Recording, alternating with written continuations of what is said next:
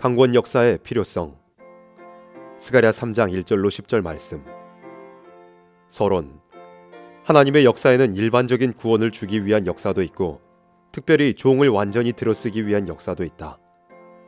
종말의 종을 사용하시는 방법은 하나님의 강권 역사에 있다.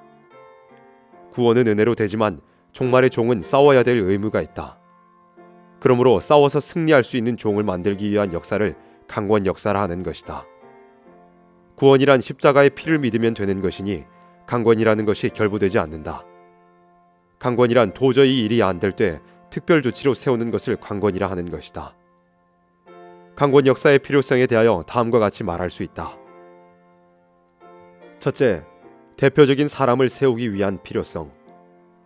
스가랴 3장 1절로 5절 말씀. 대제사장 여호수아는 여호와의 사자 앞에 섰고 사단은 그의 우편에 서서 그를 대적하는 것을 여호와께서 내게 보이시니라. 여호와께서 사단에게 이르시되 사단아, 여호와가 너를 책망하노라. 예루살렘을 택한 여호와가 너를 책망하노라. 이는 불에서 꺼낸 그슬린 나무가 아니냐 하실 때에 여호수아가 더러운 옷을 입고 천사 앞에 섰는지라. 여호와께서 자기 앞에 선 자들에게 명하사 그 더러운 옷을 벗기라 하시고 또 여호수아에게 이르시되 내가 네 죄과를 제하여 버렸으니 내게 아름다운 옷을 입히리라 하시기로 내가 말하되 정한 관을 그 머리에 씌우소서 하매 곧 정한 관을 그 머리에 씌우며 옷을 입히고 여호와의 사자는 곁에 섰더라.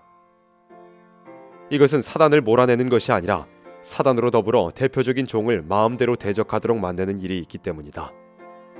말세에 적군을 때리는 역사의 대표는 원수인 사단에게 그만큼 시련을 받아야 하기 때문이다. 자신이 사단의 세력이 무엇인지 체험하는 과정이 없다면 사단에게 피해 당하는 사람을 바로 서도록 지도할 자격이 없기 때문이다. 마치 군대를 지휘하는 총책임자가 되려면 직접 적군과 전투한 경험이 있어야 하기 때문이다. 전투는 이론에만 있는 것이 아니므로 직접적인 체험이 있어야 한다. 대표적인 책임자에게 강권 역사가 임해야 할 이유는 사람이 사단과 싸워 승리할 만한 인격을 소유하지 못했기 때문이다. 그리스도는 신이시니 사단의 시험이 올 때 문제없이 물리쳤지만 신성이 없는 사람은 마귀 사단을 이길 만한 능력을 갖고 있지 않다. 그러므로 그슬린 나무같이 더러운 옷을 입었다는 것이다. 그슬린 나무란 뜻은 그 종이 사단과 싸웠다는 뜻이다. 그러면 군대가 싸우다가 부상당했다면 싸움을 붙인 편에서 고쳐줄 의무가 있다. 사단의 편에 가서 하나님을 배반한 것이 아니라 하나님의 편에서 사단과 싸웠다는 뜻이 그슬렸다는 것이다.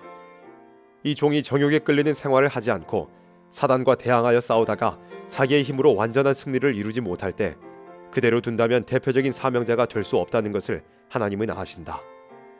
그러므로 하나님이 강권으로 옷을 벗기라고 했던 것이다. 아름다운 옷과 정한 관을 하나님께서 책임지고 입혀주는 일을 강권이라 하는 것이다. 둘째, 역사의 강권. 스가랴 3장 6절로 8절 말씀.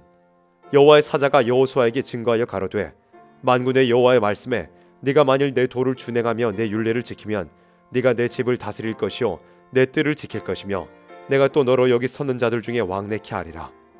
대제사장 여호수아야, 너와 내 앞에 앉은 내 종류들은 내 말을 들을 것이니라. 이들은 예표의 사람이라. 내가 내 종 순을 나게 하리라. 하나님은 강권으로 대표적인 종에게 천사가 돕도록 같이 해주는 것이다. 대표자가 도를 준행하며 율례를 지킬 수 있는 사람이 되는 것은 강권의 힘이요 하나님의 집을 다스리며 지키는 것도 강권으로 되는 것이다. 죄과를 제했기 때문에 행해지는 것이다. 사단과 대립을 시킬 때 첫 번에는 대표자를 세우기 위해서 시켰고 다음에는 강권으로 순이 나오게 하는 것이다. 순이란 자기 힘으로 나온 것이 아니니 순의 역사라는 것은 인간의 힘인 자기 자체의 힘과 능이 가해질 수가 없는 것이다. 그루터기로부터 진액이 오므로 하루아침에 순이 되는 것이다. 사단과 싸우는 대표자와 함께 동료들도 강권 역사의 힘을 다시 받아야 된다는 뜻으로 예표라고 했던 것이다. 예표라는 것은 앞으로 될 표적이 된다는 것뿐이라는 것이다. 셋째, 세계적 강권 역사. 스가랴 3장 9절로 10절 말씀. 만군의 여호와가 말하노라. 내가 너 여호수아 앞에 세운 돌을 보라. 한 돌에 7 눈이 있느니라. 내가 새길 것을 새기며 이 땅의 죄악을 하루에 제하리라. 만군의 여호와가 말하노라. 그날에 너희가 각각 포도나무와 무화과 나무 아래로 서로 초대하리라 하셨느니라.